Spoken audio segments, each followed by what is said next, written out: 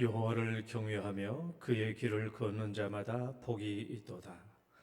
내가 내 손이 수고한 대로 먹을 것이라. 내가 복되고 형통하리로다. 내 집 안방에 있는 내 아내는 결실한 포도나무 같으며 내 식탁에 둘러앉은 자식들은 어린 감람나무 같으리로다. 여호와를 경외하는 자는 이같이 복을 얻으리로다. 아멘. 거룩하시고 자비하신 하나님 아버지, 오늘도 저희들을 불러주셔서 우리 하나님께 찬양 드리고 예배 드릴 수 있도록 인도해 주심을 감사드립니다. 하나님, 이곳에 충만하게 임재하시고 오늘 주 앞에 나온 사랑 주의 자녀들의 마음을 통촉하여 주시며 주님을 의지하고 필요한 대로 주님께서 은혜와 자비를 베풀어 주시옵소서. 상한 심령 있으면 우리 하나님께서 치료해 주시고 하나님께서 깨끗하게 하여 주시며 근심 걱정 사라지는 복된 예배 시간 되게 하여 주옵소서. 예수님 이름으로 기도드립니다. 아멘. 찬송가 3장입니다.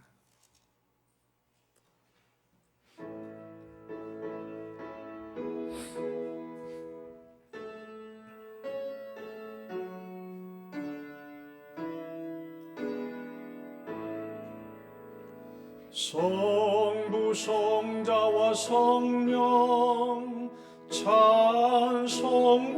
영광 돌려보내세. 대초로 지금까지 또 영원 무궁토록 성삼위께 영광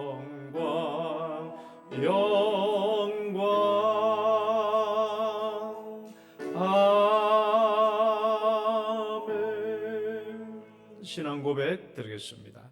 전능하사 천지를 만드신 하나님 아버지를 내가 믿사오며 그 외아들 우리 주 예수 그리스도를 믿사오니 이는 성령으로 잉태하사 동정녀 마리아에게 나시고 본디오 빌라도에게 고난을 받으사 십자가에 못 박혀 죽으시고 장사한 지 사흘 만에 죽은 자 가운데서 다시 살아나시며 하늘에 오르사 전능하신 하나님 우편에 앉아 계시다가 저리로서 산자와 죽은 자를 심판하러 오시리라.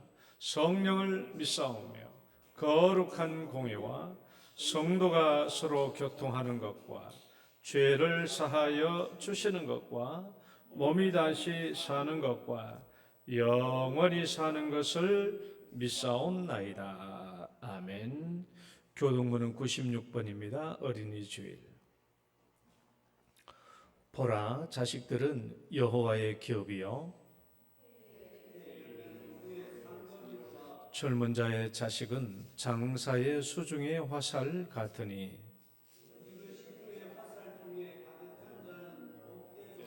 이르시되 진실로 너에게 이르노니 너희가 돌이켜 어린 아이들과 같이 되지 아니하면 그러므로 누구든지 어린 아이와 같이 자기를 낮추는 사람이 또 누구든지 내 이름으로 이런 어린 아이 하나를 영접하면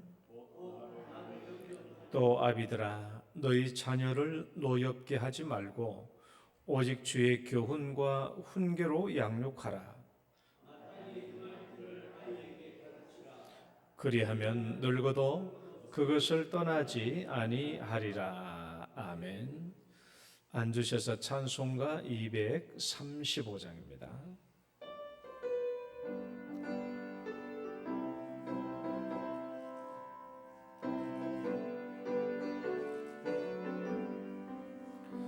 보아라 즐거운 우리 집 밝고도 거룩한 천국에 거룩한 백성들 거기서 영원히 영광에 살겠네.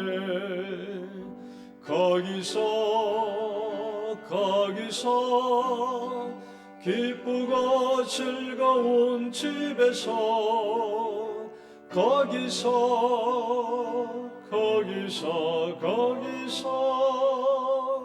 영원히 영광에 살겠네. 앞서간 우리의 친구들 광명한 그 집에 올라가 거룩한 주님의 보좌 앞 찬미로 영원히 즐기네. 거기서 기쁘고 즐거운 집에서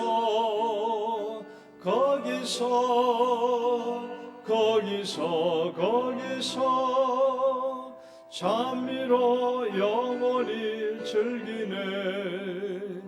우리를 구하신 주님도 거룩한 그 집에 계시니 우리도 이 세상 떠날 때에 주님과 영원히 살겠네.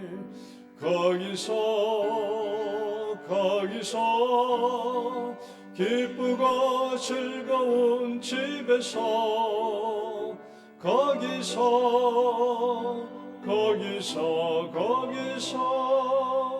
주님과 영원히 살겠네. 우리의 일생이 끝나면 영원히 즐거운 곳에서 거룩한 아버지 모시고 기쁘고 즐겁게 살겠네. 거기서 기쁘고 즐거운 집에서 거기서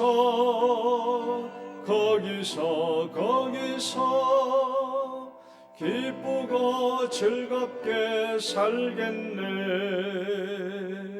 아멘. 엄청옥 장로님 기도 인도하시겠습니다.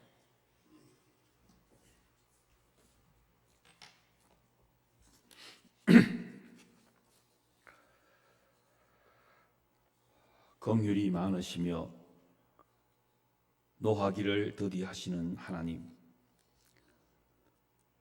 은혜로우시며 인자하심이 크신 하나님, 모든 넘어지는 자를 붙드시며 비굴한 자를 일으키시는 하나님, 때를 따라 우리에게 먹을 것을 주시며 손을 펴사 모든 생물의 소원을 만족하게 하시는 하나님, 우리의 소원을 이루시며 우리의 부르짖음을 들으사 우리를 구원하시는 하나님, 오늘 주일 아침을 맞아 아버지 하나님께 예배를 드리오니 우리의 기도와 예배를 받아 주시옵소서. 하나님, 우리는 상한 심정을 가지고 이 자리에 왔습니다. 힘든 몸을 이끌고 기어이 왔습니다. 흔들리는 영혼을 가지고 아프게 왔습니다. 죄짓던 몸 그대로 왔습니다. 아직 온전히 죽지 않은 재물처럼 꿈틀거리는 욕망이 가득 찬 심정으로 이 예배 자리에 왔습니다. 자신을 죽기까지 온전히 낮추어 순종하신 예수님의 예배처럼 지금 온전한 예배를 드리기 원하오니 하나님, 우리 영동의 성도들을 도와주시옵소서.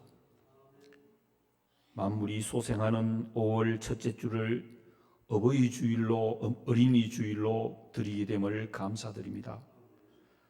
하나님의 선물로 우리에게 순한 감람나무 같은 어린 생명들을 특별히 축복합니다. 말씀 앞에 겸손한 어린이들이 되게 하시고 그들의 영혼에 세상의 욕망이 아닌 하나님의 나라와 의가 심겨지게 하옵소서. 그리하여 영동의 어린이들이 자라나서 세상이 감당하지 못할 하나님의 사람으로 성장하게 하시며 진리의 등불이요 평화의 도구로 쓰임받게 하시며 가난한 자를 지나치지 않게 하시며 눌린 자에게 자유를, 불의한 곳에 하나님의 의를 선포하는 복음의 용사로 성장하게 하시며 사회 구석구석에 잘 박힌 모퉁이 돌로 장성하게 하옵소서. 하나님, 특히 우리 영동교회의 5월을 풍성하게 해주심을 감사드립니다. 영동의 청년들이 어버이 주일을 섬기게 하심을 감사합니다. 이웃 마을 사람들을 초청하기 위해 온 성도가 노방전도와 기상대공원 전도를 준비하게 하심을 감사드립니다. 때를 얻든지 못 얻든지 담대히 나아가게 하옵소서. 신암동 이웃들과 함께하기 위해 영동 마을 문화교실을 풍성하게 하시고 하나님의 도우심으로 무사히 봄학기 수료식과 마을 예술제를 준비하게 하심도 감사드립니다. 교회의 문턱이 더욱더 낮아져서 이웃을 섬기는 교회가 되게 하옵소서. 하나님, 영동교회를 신암동 언덕 위에 세우셔서 55년을 오직 성령으로 인도해 주심을 감사드립니다. 영동교회 55년사 발간을 허락하시고 영동교회에서 신앙을 같이 했던 믿음의 동료들과 함께 제7회 홈커밍데이를 준비하게 하심도 감사드립니다. 이 모든 역사가 인간의 노력이 아니라 성령이 함께하는 사역이 되게 하시며 하나님 나라를 위하여 작은 불꽃으로 모여 우리가 하나 되게 하옵소서. 하나님, 이제 예배를 시작하였습니다.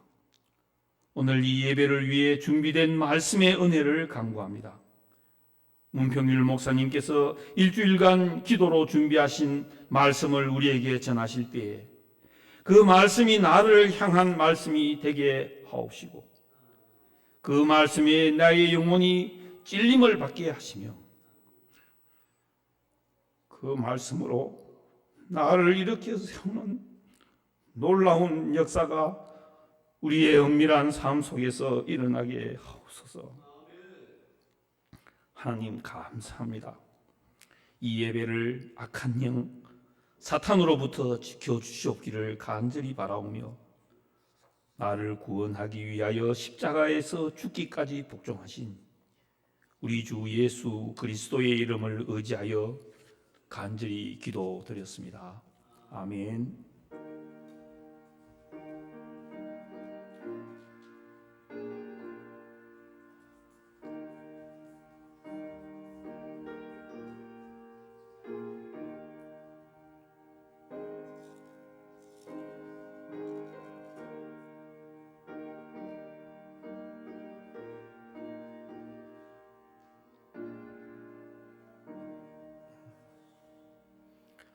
찬송가 220장입니다.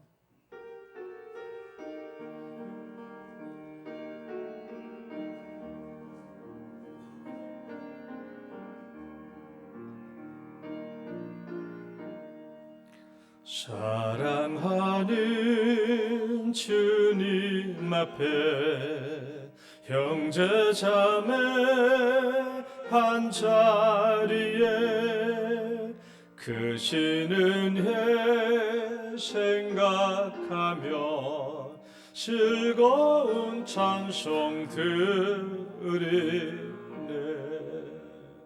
내 주 예수 본을 받아 모든 사람 내 몸같이 환난 근심 위로하고 진심으로 사랑하세.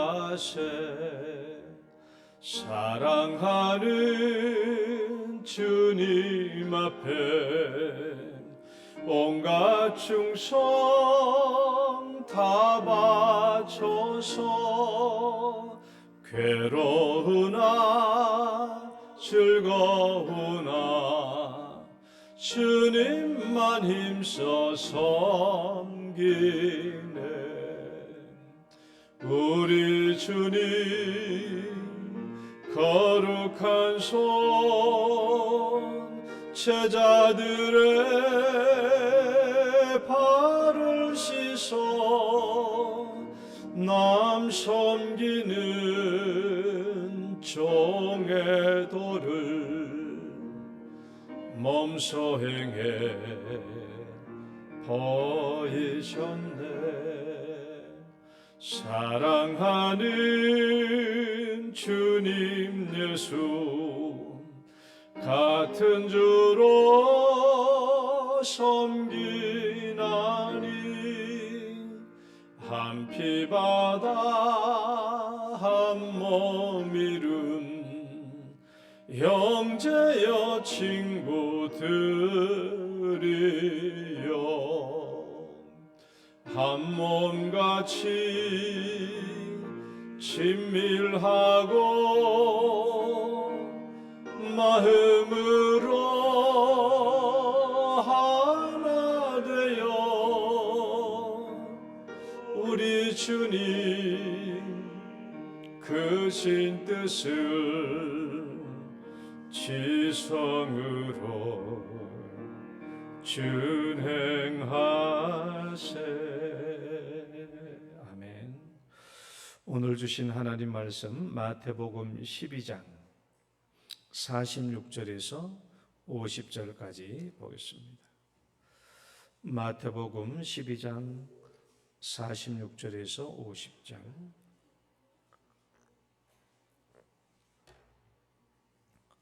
교독하겠습니다. 예수께서 우리에게 말씀하실 때 그의 어머니와 동생들이 예수께 말하려고 밖에 섰더니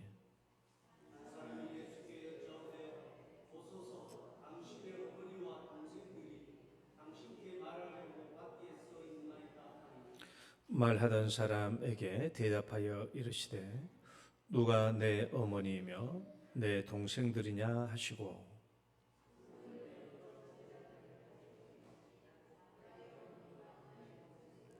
다 같이 누구든지 하늘에 계신 내 아버지의 뜻대로 하는 자가 내 형제요 자매요 어머니이니라 하시더라. 아멘. 하나님 아버지, 또 오늘은 5월 가정의 달 중에서 첫째 주일 어린이 주일로 주 앞에 모였습니다. 주님께서 우리에게 귀한 자녀들로 축복해 주신 것 감사드리고 또 우리 영도원교회 안에 날마다 귀한 새신자들도 들어오게 해주신 것도 감사드립니다.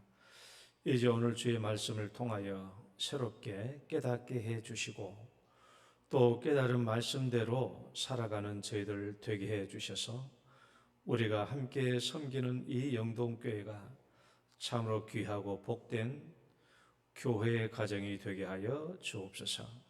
예수님 이름으로 기도드립니다. 아멘. 할렐루야. 옆사람 축복합니다. 잘 오셨습니다. 주의 이름으로 축복합니다. 오늘은 교회 하나님 나라의 새 가정이라는 큰 제목으로 말씀을 보려고 합니다. 제가 지지난주에 7만갑에 참여하고 왔습니다. 7만갑 뭔지 아세요? 7만갑이 뭐죠? 2만갑은 들어봤는데 이제 만나러 갑니다는 2만갑이고 7만갑은 뭔 줄 알아요? 7남매 만나러 갑니다. 우리 사진 하나 봐봐요. 우리 식구 우리 7남매인데 늘 1년 1차씩 2박 3일 동안 만나요. 늘 이제 4월 달에 만나는데 제일 가운데 제일 키 큰 사람이 접니다. 우리 집에서 내가 제일 키 커요. 내 키가 169.5인데 내가 제일 키 크고, 자, 우리 누님들 세 분이고 형님들 세 분이고 그래요. 1년에 1차씩 만나는데 이번에는 전라북도 임실에 옥정호라고, 섬진강댐 옥정호라고 그 붕어섬이라고 거기를 갔다 왔는데 우리 성도님들도 한번 갔다 오면 좋겠다라는 생각이 듭니다. 그래서 여기 갔다 왔는데 그 숙박하시는 그 펜션 주인장이 자기 집에 지금까지 자기가 큰 숙박 펜션이 세 동이 있더라고요. 한 동, 두 동, 세 동이 있는데 지금까지 내가 한 15년 가까이 펜션 사업을 했는데 이렇게 자기 남매들끼리만 와서 지내고 간 것은 처음이라고 5만 원을 깎아주셨어요. 숙박비를. 아주 참 특이한, 참 우애가 깊은갑다라고 생각해가지고 5만 원 깎아줘가지고 칠남에 모이고 왔는데요. 근데 제일 큰 누님이 나이가 82이고 하다 보니까 몸도 불편하시고 어디를 같이 뭐 구경삼아 막 걷고 싶어도 걷지를 못하니까 이제 차 타고 이제 붕어섬이나 한 바퀴 돌고 그리고 나는데 대부분 이제 안에서 먹고 밥에 먹고 그 다음에 대화하고 지냈습니다. 그러니까 아무튼 아무리 밤이 깊어가도 얘기가 끊일 줄 몰라요. 그 어렸을 때 얘기 뭐 계속 나오는 거예요. 계속 나오는. 근데 이제 이제 이 모임도 그다지 오래 가지 못하겠다라는 생각이 드는 게 큰 누님이 이제 육체가 좀 많이 불편하시니까 이제 많이 이 모임이 오래 가지는 못하겠다라는 생각이 들어서 좀 안타깝기도 했습니다. 5월 달은 어린이달인데 옛날 같잖아. 이제는 5월 달에 가정의 달을 맞이해서 행복한 가정이라는 주제를 가지고 설교하는 것이 좀 많이 부담스러워요. 옛날에는 그렇지 않았는데 요즘에는 가정마다 1인 가구도 많고 또 가정도 하도 다양해가지고 행복한 가정의 주제로 설교하면 또 그 반대의 사람들은 되레 슬플 수도 있고 해가지고 5월달 가정의 달을 설교하는 것이 언젠가부터 좀 부담스러워지게 되었고 저뿐만이 아니라 대부분의 교회 목사님들의 비슷한 생각이에요. 그래서 옛날처럼 부모 가정이 있는 그런 식구들 많은 그런 가정이 이제 요즘 별로 없잖아요. 그래서 이제 우리는 혈육의 가정도 가정이지만은 우리가 그동안 소홀히 여겨왔던 교회 가정도 우리가 중요하게 생각하고 교회 가정을 좀 잘 살펴봐야 되겠다 싶어서 오늘은 교회 가정에 대해서 제가 말씀을 드리려고 해요. 오늘 읽었던 성경 본문의 말씀은 이래요. 어느 날 예수님의 어머니하고 예수님의 동생들이 예수님을 찾아왔거든요. 그러나 저기 마가복음이나 그다음에 누가복음을 보면 왜 찾아왔냐 그러면 소문이 돌았거든요. 예수 귀신 들렸다고, 예수님 미쳤다고. 그런 소문이 도니까 어머니 마리아가 걱정이 돼가지고 동생들이랑 같이 예수님을 찾아온 거예요. 아버지는 왜 없나요? 아버지는 이미 돌아가시고 없어요. 예수님 아버지는. 그래서 왔습니다. 그래서 어떤 사람이 아이고 예수님 당신의 어머니 동생들이 당신한테 뭐 할 말이 있어서 왔습니다라고 말하니까 예수님이 그때 하시는 말씀이 누가 내 어머니며 누가 내 동생들이냐 하고 말씀하시면서 오늘 30절 말씀하신 거예요. 나의 어머니와 나의 동생들을 보라. 누구든지 하늘에 계신 내 아버지의 뜻대로 하는 자가 내 형제요 자매요 어머니이니라. 여러분 이 말씀 속에서 우리는 이제 중요한 한 가지 사실을 알아야 돼요. 그러니까 여러분 오늘 제가 하는 설교는요 인식적으로도 새롭게 깨달아야 되고 그리고 새롭게 깨달은 대로 실천해 가야 되는 문제가 있어요. 우리는 뭘 가정이라고 해요? 우린 집에 있는 가정만 가정이라고 생각해요. 우리 엄마 아빠 있고 우리 자식들이 있는 이걸 가정으로 생각하는데 오늘 예수님의 이 말씀을 보면 이제 혈육의 가정에서 교회 가정이라는 새로운 가정의 탄생을 우리에게 말씀해 주고 있다라는 거예요. 우리 엄마 아버지 혈육의 가정만 가정이 아니라 이제 예수님께서 우리에게 뭘 얘기하고 있냐? 혈육의 가정뿐만 아니라 교회의 가정이라는 새로운 가정이 탄생되고 있다라는 것을 우리에게 알려주고 있는 거예요. 따라해봐요. 육체의 가정에서 교회 가정으로. 육체의 가정만이 가정이 아니라 이제는 예수 그리스도를 통하여 이 땅에 새로운 하나님의 나라, 교회라는 가정이 탄생되고 있다는 것을 우리에게 가르쳐주고 있는 거예요. 오늘 설교를 들을 때 잘못 들으면 안 돼요. 아유, 목사님 오늘 교회 가정만 중요하나요? 그럼 집에 있는 가정은 안 중요하나요? 그게 아닙니다. 집에 있는 가정도 가정이지만은 이제 예수 그리스도로 말미암아 새롭게 탄생된 가정이 있다라는 거예요. 이게 교회라는 가정입니다. 자, 그 가정에 대해서 이제 살펴보려고 합니다.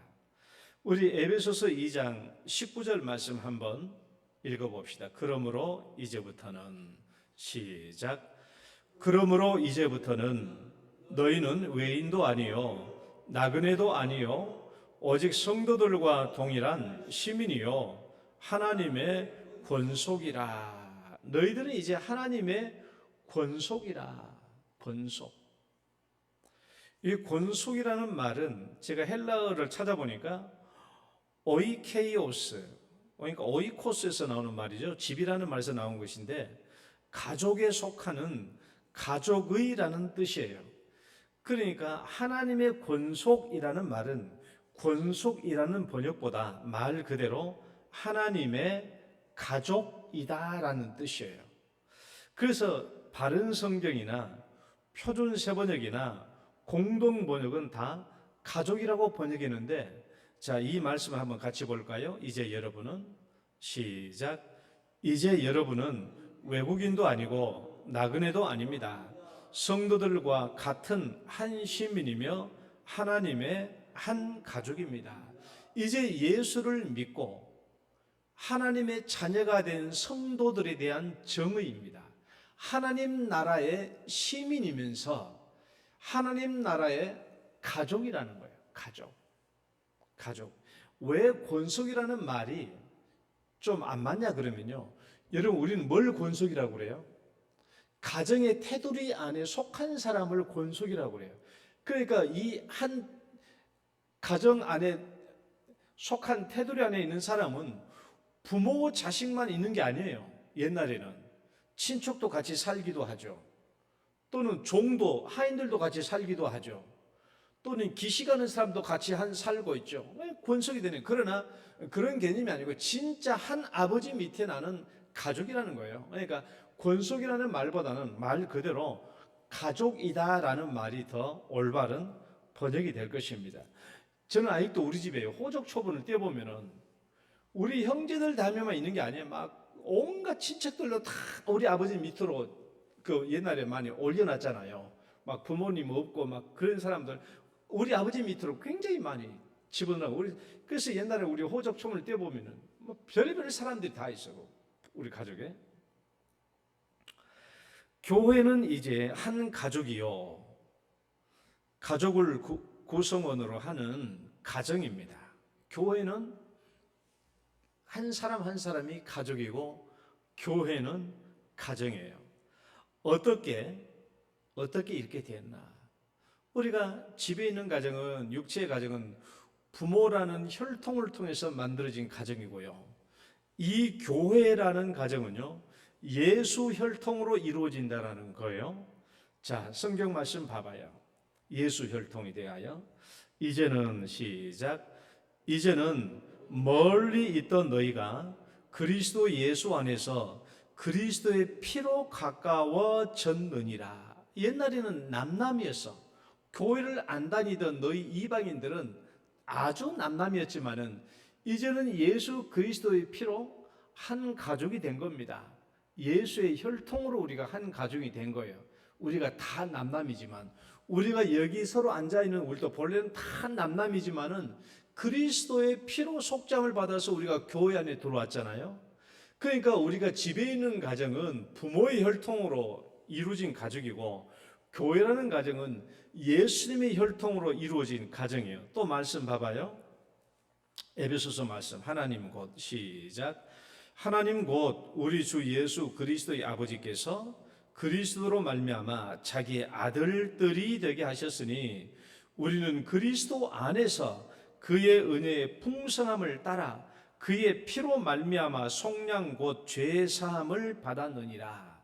그러니까 예수님의 속죄의 피로, 그리스도의 피로, 그리스도의 혈통으로, 부모의 혈통이 아니라 그리스도의 혈통으로 이제 우리가 교회가 한 가족이 되고 한 가정이 되었다라는 거예요.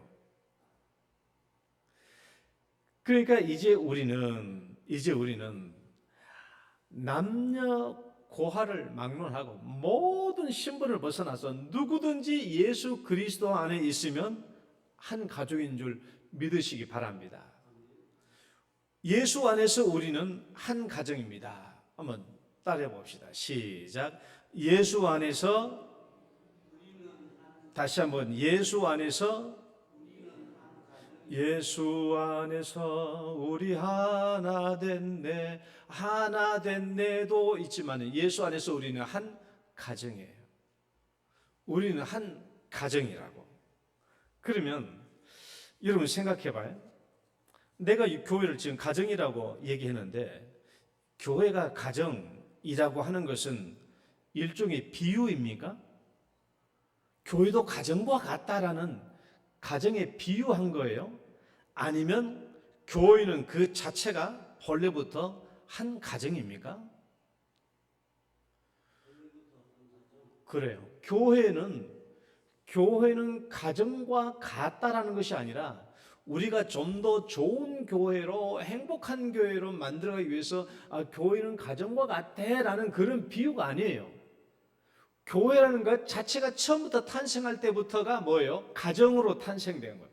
새 가정으로, 예수님의 혈육으로 태어난 것입니다. 저는 여러분 이제 우리 교회가, 그리고 이 교회가 진짜 본래부터 교회였나? 가정이었나? 혈육의 가정만 가정인가? 교회 가정도 가정인가? 교회 가정은 혈육의 가정을 비유적으로 설명한 게 아닌가?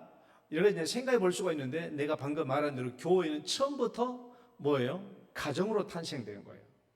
자, 내가 한번 생각해 볼게요.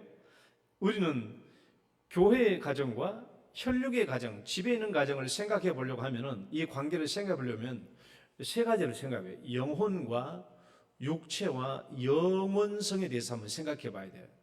자, 여러분, 우리 육체는 혈통의 얽매이죠? 우리 육체는 혈통에 얽매이는 거예요. 그 혈통에 따라서 가정이 되는 거예요. 그런데 여러분, 우리의 영혼은 혈통에 얽매여요, 안 얽매여요? 우리의 영혼이라고 하는 것은 혈통에 얽매이는 게 아니에요. 혈통에 얽매이는 게 아니에요. 우리가 혈통에 얽매이는 것을 육체적 가정이라고 그래요. 그래서 나를 낳아주신 분을 아버지, 어머니라고 그러죠. 그런데 우리 영혼에게는 누가 아버지죠? 내 영혼에게는 누가 아버지예요? 우리 육체의 아버지가 내 영혼의 아버지가 아니에요. 내 영혼의 아버지는 하나님 한 분이에요. 그러니까 우리는 이 땅에서 내 육체의 어머니 아버지는요, 이 땅에서 함께 살다가 끝나면 끝이에요. 그러나 우리 영혼의 아버지는요, 끝까지 영원해요. 하나님 아버지입니다. 자, 성경 말씀 한번 봐봐요. 말라기 2장 10절 읽어봐요. 우리는, 시작. 우리는 한 아버지를 가지지 아니하였느냐? 한 하나님께서 지으신 바가 아니냐? 어찌하여 우리 각 사람이 자기 형제에게 거짓을 행하여 우리 조상들의 언약을 욕되게 하느냐? 또 히브리서 12장 9절 봐봐요. 시작.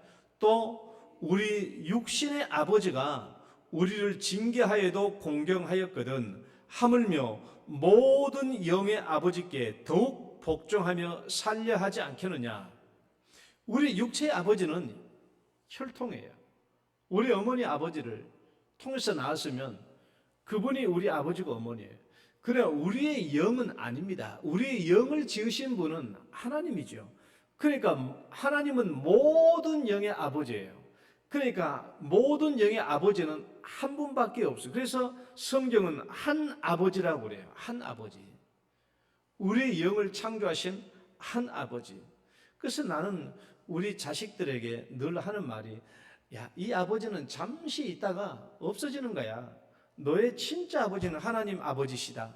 내가 늘 이것을 강조를 합니다. 왜 우리에게 한 아버지냐? 우리 모든 영을 지으신 분은 하나님이시기 때문에 우리는 한 아버지를 가진 거예요. 그럼 여러분 생각해 봐요. 교회가 영원합니까? 집에 있는 집 가정이 영원합니까? 집에 있는 가정은 이 땅에 살다가 끝나면 끝이라니까요. 우리 어머니 아버지 돌아가시면 그걸로 끝이에요. 그래 우리의 영은 우리의 영, 우리가 예수 믿고 하나님의 자녀가 되어서 이제 하나님의 자녀가 된 이 교회 가정은요, 천국에까지 계속 이어지는 거예요. 천국에까지 계속 이어져. 여러분의 육신의 가정에서 예수 믿지 않는 가족이 있으면 이 세상 살다가 끝입니다. 그러나 이 땅에서 우리가 예수 함께 믿으면요, 이 교회 가정은 어디까지 계속된다? 천국까지 계속되는 거예요. 그러니까 교회 가정이 더 궁극적이죠. 궁극적인 가정이에요. 자, 예수님이 이 땅의 육체의 질서는 천국까지 영원하지 않다라고 분명히 얘기하고 있어요. 부활과 천국을 부인했던 사도개인들이 예수님께 와서 이렇게 질문한 적이 있어요. 천국도 안 믿고 부활도 안 믿었던 사두개인들이 예수님께 와서 이렇게 질문했습니다. 유대인들에게는 계대 결혼법이 있어요. 여러분 아시죠? 룻기에 보면 계대 결혼법. 그래서 이 사두개인들이 예수님한테 와서 이렇게 물어요. 예수님, 7형제가 있는데 제일 큰 형이 결혼해가지고 자식을 못 낳고 죽었습니다. 그래서 이제 둘째가 그 형수님과 결혼을 했습니다. 그런데 애를 못 낳고 또 둘째가 죽었네요. 그래서 셋째가 형수님과 결혼했습니다. 그런데 또 아이를 못 낳고 죽었네요.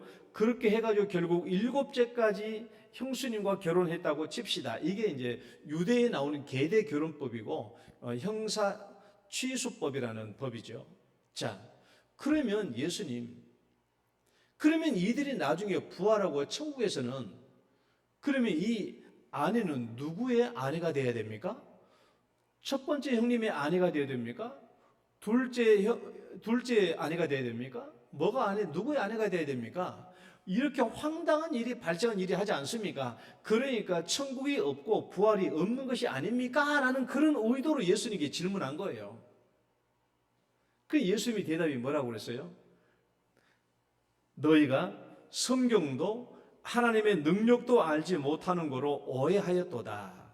부활 때에는 장가도 아니가고 시집도 아니가고 하늘에 있는 천사들과 같으니라. 그렇게 얘기했어요.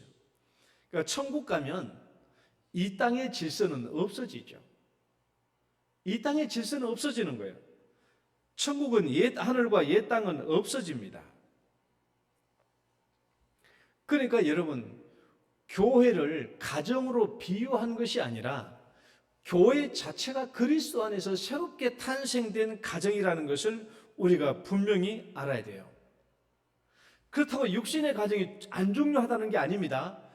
우리가 이 교회가 새롭게 가정으로 태어나는데 육신의 가정이 왜 중요하냐라고 묻는다고 한다면, 여러분 이 교회라는 가정에서 우리가 어떻게 서로 대하며 살아야 되지라고 묻게 되었을 때, 우리 육신의 가정에서 우리가 엄마한테 어떻게 대하며, 아버지께 어떻게 대하며, 부모님이 갓난 아기에게 어떻게 대하며, 형제 자매들을 어떻게 우애 있게 지내며 하는 이 틀이, 이 개념이, 이런 경험이 교회 안에서 그대로 적용될 수 있기 때문에 우리가 육체의 가정을 무시하는 게 아니에요. 육체의 가정 생활은 오늘날의 교회라는 새로운 가정이 탄생되었을 때 이 교회 안에서 어떤 삶으로 이루어져야 하느냐라고 물었을 때 중요한 경험적 토대가 되는 것이 육신의 가정이에요. 그러니까 육신의 가정도 중요하고, 그 다음에 이제 새롭게 탄생한 하나님의 교회도 굉장히 중요합니다. 그리고 이 가정이 뭐라고요? 교회 가정이 궁극적인 가정이 된다. 왜? 천국에까지 계속될 수 있기 때문에 그렇다라는 거예요. 이것은 이제 제가 얘기한 겁니다. 교회라는 것이 뭐다? 우리의 가정이에요.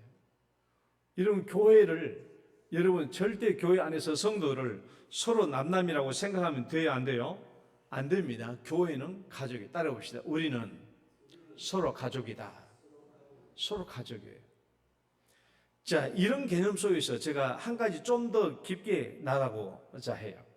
그러면 이제 이 교회라는 새로운 가정 속에서 예수님과 나는 어떤 관계지? 예수님과 나는 어떤 관계인가? 이제 의미가 좀 있어요. 한번 성경 말씀 읽어봐요. 로마서 8장 29절. 하나님이 미리 시작.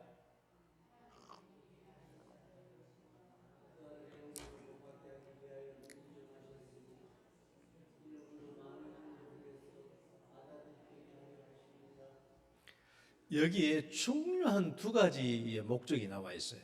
내가 늘 구원의 목적을 얘기할 때 그리스도의 형상, 예수님의 형상, 아들의 형상을 본받게 하기 위하라는 말을 제가 여러 번 강조했어요. 여러분, 우리가 예수 믿는 거요. 예수님 형상을 닮아야 됩니다. 예수님 형상을 닮아야 돼요.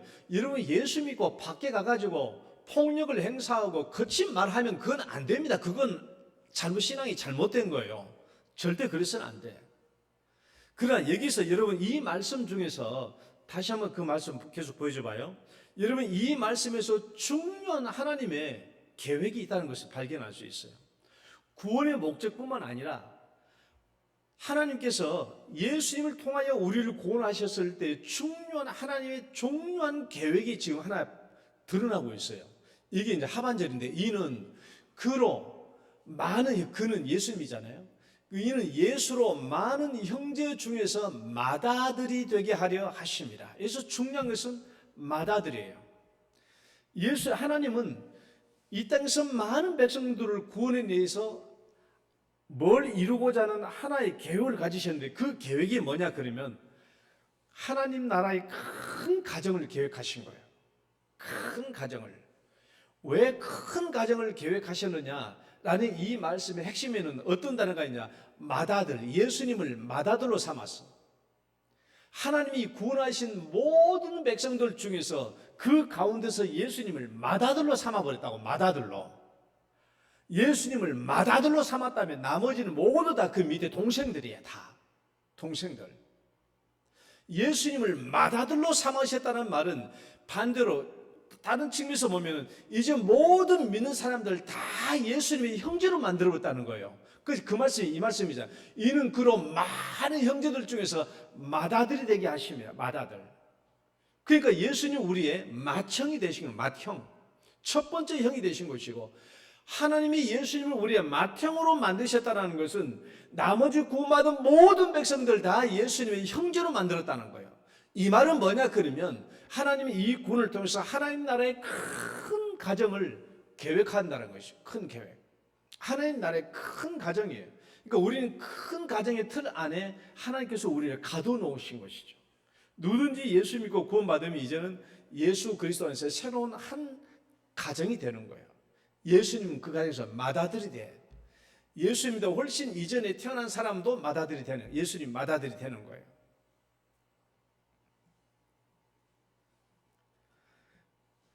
예수님이 우리의 맏형이 되셨다고 했고, 이제 우리가 예수님의 형제가 되었다고 한다면 어떤 의미가 포함되어 있냐? 예수님과 우리가 같은 반열이 되는 거예요. 같은 반열이 되어서.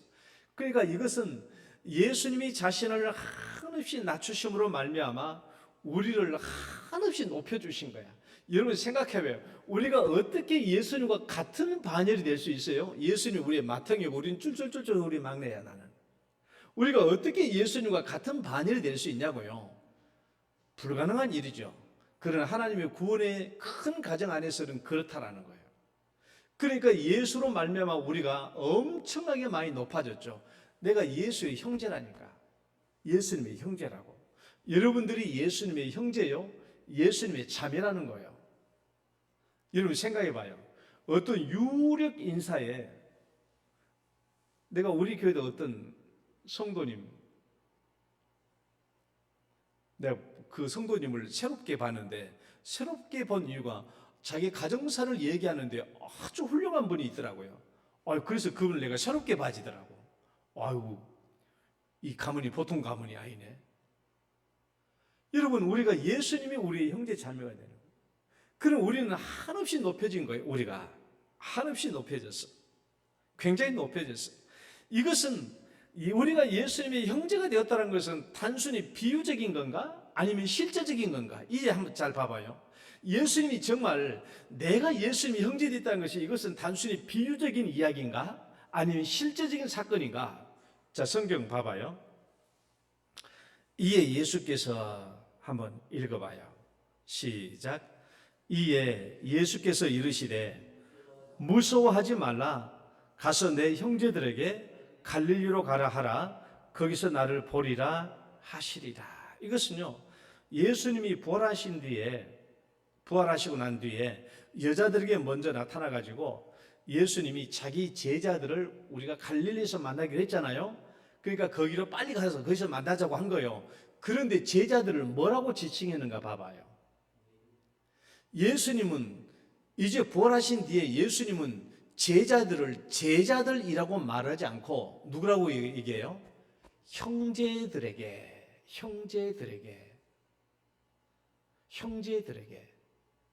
제자라고 말하지 않고 형제들에게라고 얘기해요. 호칭이 달라졌잖아요. 달라졌어요. 그러니까 예수님은 자기와 제자들과의 격차를 없앤 거예요. 이것이 여기만 있는 게 아닙니다. 히브리서 말씀 봐봐요. 거룩하게 읽어봐요. 시작. 거룩하게 하시는 이와 거룩하게 함을 입은 자들이 다 한 근원에서 난지라. 그러므로 형제라 부르기를 부끄러워하지 아니하시고, 누가? 예수님이 형제라 부르기를 부끄러워하지 아니하시고 이르시되 예수님이 내가 주의 이름을, 하나님의 이름을 내 형제들에게 선포하고 내가 주를 교회 중에서 찬송하리라 하셨으며. 이 말씀을 봐봐요. 예수님은 우리를 자기 형제라고 부르기에 부끄러워하지 않았어. 우린 그렇잖아요. 우리는 우리 형제들 중에 누군가 되게 못나고 좀 나쁜 짓 하고 그러면은 형제라고 그냥 안 알려지기를 원하잖아요. 부끄러우니까. 그러나 예수님은 우리를요, 형제라고 부르기를 부끄러워하지 않는다는 거예요. 왜? 예수님이나 우리나 다 한 근원에서 나왔기, 하나님이라는 한 근원에서 나왔기 때문에 예수님은 우리를 부끄럽게 여기지 아니하셨다. 부끄럽게 여기지 않으시고 너와 우리가 함께 하나님을 찬송하는 예배를 드리고 하나님을 함께 섬기는 그 위치로 왔다라는 거예요. 그러니까 우리는 예수님이 형제가 되었다라는 말이 그냥 한갓 비유적인 말이 아니라 예수님이 실제로 그렇게 알고 그렇게 행했다는 거예요. 예수님의 제자들부터 이제 형제라고 지칭하셨고, 이제는 누구든지 예수님은 이 땅에 자기로 말미암아 구원받은 사람을 형제라고 부르기에 부끄러워하지 않는다. 예수님이 나를 내 형제야, 이 사람 내 형제야, 이 사람 내 자매야, 그렇게 예수님이 우리를 만들어 주셨다라는 것이고, 우리가 그만큼 예수 안에서 높여졌다라는 거예요. 그만큼 내가 높여졌어. 그만큼 내가 높여졌어. 그러니까 여러분, 우리는 교회 안에서 우리가 서로가, 우리 상대방이, 우리 교회 성도님들이 다 누구예요? 저 사람은 예수님의 형제야. 다 예수님의 동생이야. 예수님의 가까운 형제야. 우리가 한 가족이기도 하지만은 저 사람은 예수님의 형제예요. 우린 교회 안에서 서로 비방하거나 욕하거나 손가락질하면 돼요, 안 돼요? 절대 안 된다는 거예요. 절대 안 돼. 존중해 줘야 돼. 예수님도 우리를 존중해서 형제라고 일컬어 주셨다면, 여러분 우리들도 교회 안에서 모든 성도들을 사랑하고 존중해 줘야 되겠죠? 그래요, 안 그래요? 사랑하고 존중하는 게 마땅해요. 절대로 교회 안에서 누구를 비방하거나 손가락질하거나 그래서는 안 되겠지요. 예수님도 나를 이렇게 높여주셨는데, 아니 예수님이 높여준 사람을 내가 뭔데 이 사람을 비난하고 손가락질하고 낮춰버리면 되겠습니까? 안 된다라는 거예요. 그러니까 로마서 12장을 보면요, 그리스도 안에서 우리 생활의 삶의 정의를 보면은 서로 존경하기를 먼저 하고, 존경할 수밖에 없는 거예요. 예수님이 형제니까. 그러면 이제 이런 결론이 나오죠. 교회 구성원들을 서로 가족으로 대하라는 거예요. 가족으로 대해야 돼. 성경은요, 우리가 다 형제 자매라고 그래요. 먼저 예수님이 그렇게 부르셨지만은 성경에도 이런 호칭이 똑같이 나옵니다. 성경 구절들을 한번 쭉 제가 읽어볼게요. 로마서 8장 12절에 그러므로 형제들아, 성경 안에서는 그냥 형제들아 불러요. 고린도전서 형제들아, 내가 우리 주 예수. 또 고린도 6장 8절에도 너희는 불의를 행하고 속이는 거야. 그건 너희 형제로다. 야고보서 2장 10절 만일 너희 형제나 자매가 헐벗고 일용할 양식이 없는, 그러니까 성경은 우리를 형제 자매라고 불러요. 이것을 비유라고 생각하면 안 됩니다. 우리가 한 가정이기 때문에 형제 자매라고 호칭하고 부르는 거예요. 이제 가장 단적으로 디모데전서 5장 1절로 2절 말씀, 디모데가 에베소에서 목회하고 있을 때 사도 바울이 쓴 편지가 디모데전서입니다. 자, 이 디모데전서 말씀을 보면요, 늙은이를 꾸짖지 말고 한번 읽어봐요. 시작.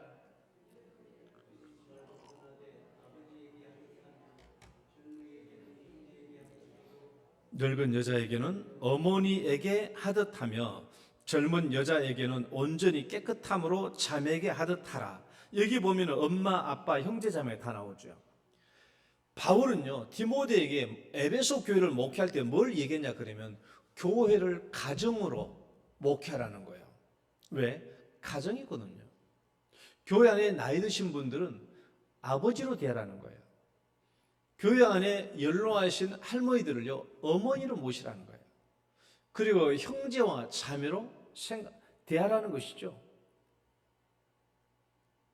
우리가 본래 교회이기 때문에 그래요. 그렇기 때문에 교회 안에서 어떻게 서로 대해야 되는가, 이것은 육신의 가정에서 우리가 가정에서 아버지를 존중하고 어머니를 사랑하고 형제를 사랑했던 것처럼 교회에서 똑같이 해야 된다는 거예요. 왜? 가정이니까.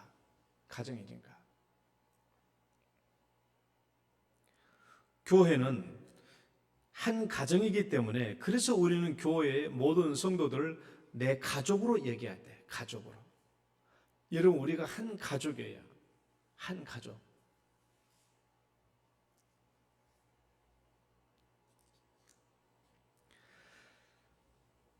예수님께서 그래서 하시는 말씀이 누구든지 하늘에 계신 내 아버지의 뜻대로 하는 자가 내 형제요 자매요 어머니니라. 우리가 예수로 말미암아 구원받았다고 한다면 이제 교회라는 새로운 이 하나님 나라의 가정에서 우리는 누구를 대하든지 아버지를 대하는 것처럼, 어머니를 대하는 것처럼, 형제와 자매를 대하는 것처럼 그렇게 대해야 된다는 거예요.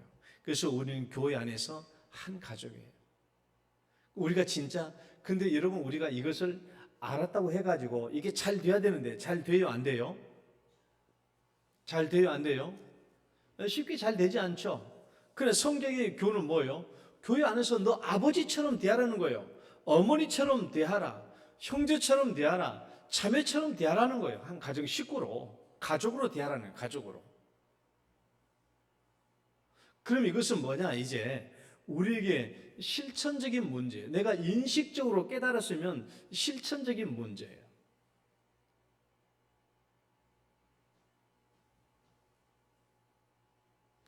김복수 권사님은 문목사는 나를 참 좋아해, 나를 참 사랑해 라는 걸 느껴요, 못 느껴요? 아니, 내가 무슨 눈으로 쳐다본 게 아니에요.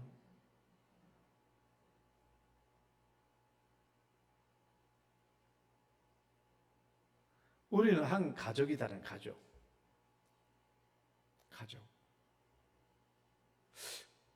저는 이 설교를 생각하면서, 한 가족이라고 하면 우리가 얼마나 서로 애틋하게, 그렇죠? 우리가 얼마나 서로 애틋하게, 그 뭐가 일이 안 되면 얼마나 서로 불쌍하게 여기고, 그리고 우리 성도 일을 바로 내 일처럼 생각해야 되지 않겠나. 이렇게 이런 관계가 점점 더 깊어져 가야 되겠죠. 그래야 행복한 교회 가정이 되지 않겠습니까? 이제 오늘 이 말씀하고 마치려고 해요. 오늘 어린이 주일이잖아요. 어린이 주일이에요. 오늘 어린이 주일인데, 여러분, 우리 교회에서 어린이는 누구죠? 누가 교회에서 어린이입니까? 따라봅시다. 새신자가 따라해보라고. 새신자가 교회의 어린이다. 잘 생각해봐요. 여러분, 나이가 60 먹어서 예수 믿었던, 70 먹어서 예수 믿었던, 80 먹어서 예수 믿었던, 이제 예수 막 믿으면 어린이에요. 그래서 교회는 새신자가 어린이에요. 우리는 늘 어린이주라면 뭐만 생각해요? 영유아부, 유초등부 애들만 어린이주를 생각하고 끝이야. 그러나 진짜 교회 어린이는 뭐예요? 누구예요? 어린 아이도 어린이지만 이제 막 예수 믿고 교회 다니는 사람들이 진짜 어린이에요. 진짜 어린이죠. 그런 어린이를 우리가 교회에서 이런 새신자 어린이를 어떻게 보살펴야 됩니까? 잘 생각해 봐요. 잘 보살펴야 돼요. 교회 안에서 새신자 어린이를. 가정에서 어린이 우리가 어떻게 보살펴요? 가정에서 어린이 어떻게 여러분, 집에서 아기가 하나 태어났다고 쳐봅시다. 아기 하나 태어나면 어떻게 돼요? 모든 중심이 아기 중심으로 생활이 바뀌어요. 그렇잖아요.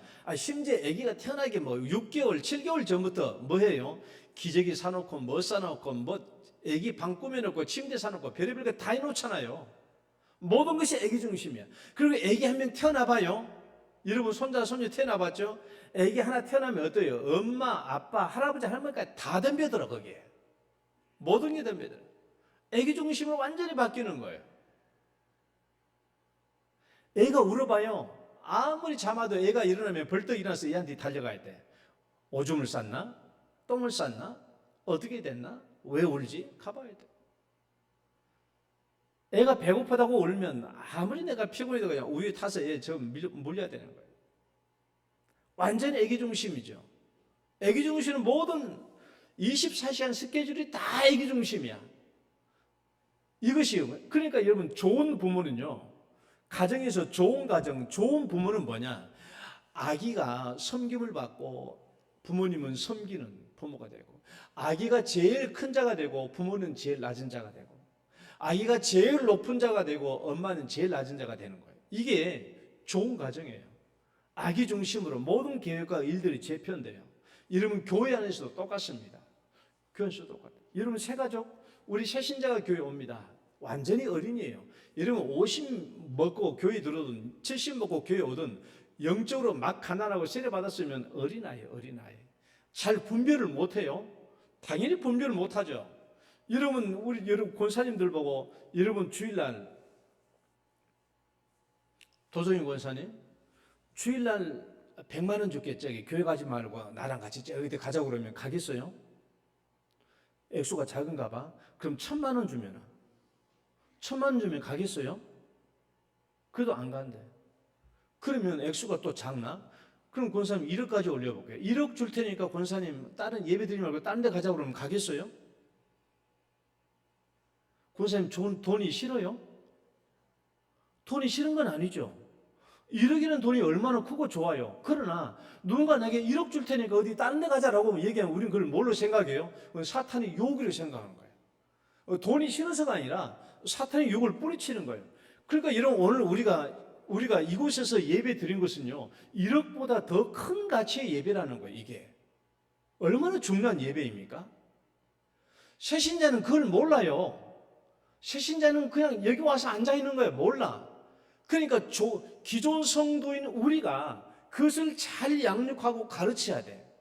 이 새신자가 우리 교회 안에서 잘 가르쳐주고 양육돼야 돼요. 그래서 우리 교회가 새신자 중심의 교회가 되는 거예요. 그러니까 여러분, 새신자 중심의 교회가 된다는 말은 이런 말이에요. 새신자가 가장 큰 자가 되고 우리 기존 신자가 가장 낮은 자가 되는 교회예요. 새신자가 섬김을 받고 또 우리 기존 성도들은 섬기는 자가 되는 교회예요. 이것이 새신자 중심의 교회예요. 그래야 이 아이가 교회를 기뻐하고 즐거워하고 교회 안에서 잘 자랄 수 있게 되죠.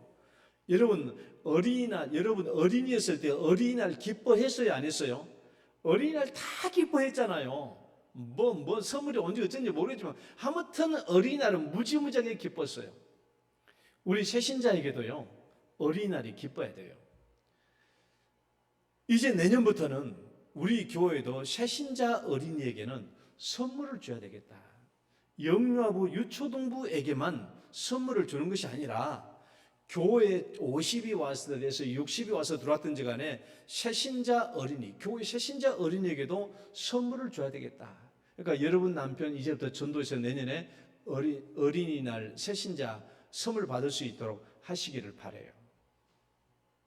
이제 5월 18일 날이 우리가 초청주일인데 이 새신자 어린이가 교회 안에 많이 들어야 되지 않겠어요?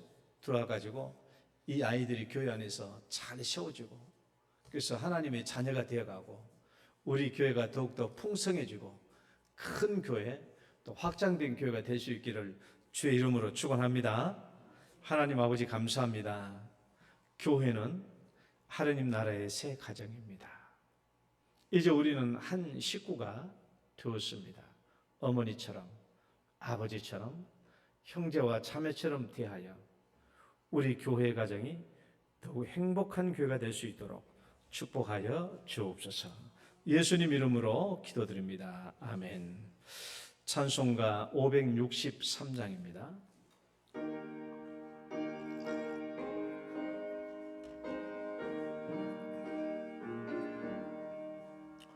예수 사랑하심을 성경에서 배웠네. 우리들은 약하나 예수 권세만 토다. 날 사랑하심 날 사랑하심 날 사랑하심 성경 쓰였네. 나를 사랑하시고 나의 죄를 다 씻어 하늘 문을 여시고 들어가게 하시네. 날 사랑하심 날 사랑하심 날 사랑하심 성경에 쓰였네. 내가 연약할수록 더욱 귀히 여기사 높은 보좌 위에서 낮은 나를 보시네. 날 사랑하심 날 사랑하심 날 사랑하심 성경에 쓰였네.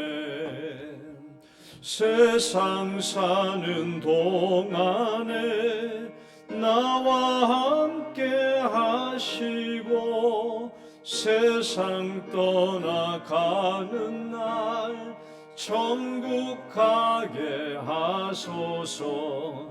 날 사랑하심 날 사랑하심 날 사랑하심 성경에 쓰였네. 아멘.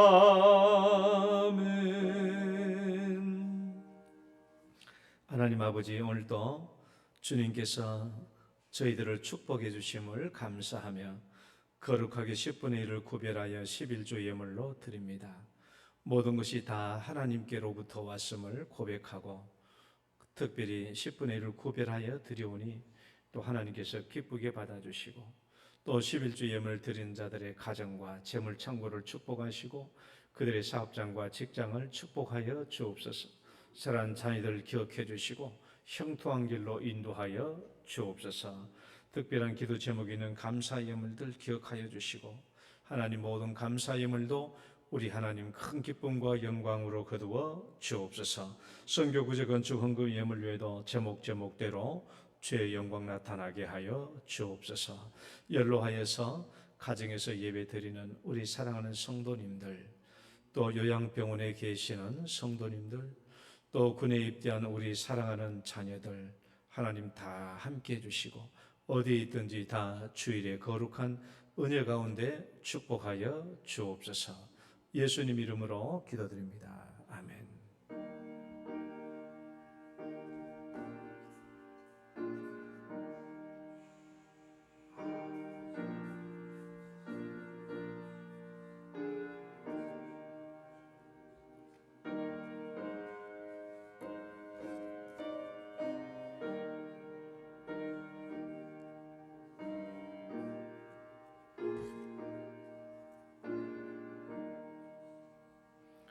교회 소식 잠시 보겠습니다. 5월 18일 날 이웃사랑 초청 잔치를 위해서 우리가 1인 1학습자 세우기로 생각하면서 이웃들을 초청해 주시기를 바라고요. 정교인 전도 활동이 있습니다. 오늘부터 오후 3시 각 전도 예별로 전도 활동이 시작되는데 목회 스페셜 날 보면은 전도 활동 구역이 있습니다. 참조해 주시고 매주 화요일은 개인 전도 시간이 있겠습니다. 또 기상대공원 토요 전도는 이번 주 토요일 날, 또 10일 그리고 17일 날 그리고 두 차례에 걸쳐서 오후 4시에 있겠습니다. 오늘은 어린이 주일입니다. 교회의 어린이와 새신자 어린이들이 신앙으로 잘 양육되도록 관심을 가져주시기 바라고요. 다음 주일 날은 경로의 식사가 있습니다. 이거 아니구나. 이번 주 토요일이네요. 5월 10일 날 아론의 안나회 대상으로 대구 수목원에 좀 산책하시고 교회에서는 10시 30분에 교회 출발해서 식사를 마치고 오겠습니다. 동대구 노예주교 모범 어린이 시상 있습니다. 또 홈커밍데이 준비위원회 모임 오늘 12시 50분에 유초동부실에서 있겠습니다. 목장 리더 모임은 3시 전도 활동 후에 4시부터 5시 30분까지 있겠습니다. 영동마을 수료식 및 예술제가 27일 날 화요일 날 저녁 7시에 우리 영동교회 본당에서 있습니다. 그래서 많이 우리 성도들도 참여해 주시고 예술제 많이 또 봐주시기를 바랍니다. 금요기도회 초청잔치를 위해서 모든 성도님들 함께 기도에 참여해 주시기를 바랍니다. 자, 축복송 찬양 들으시고 축도로 예배 마칩니다. 당신은 소중한 사람.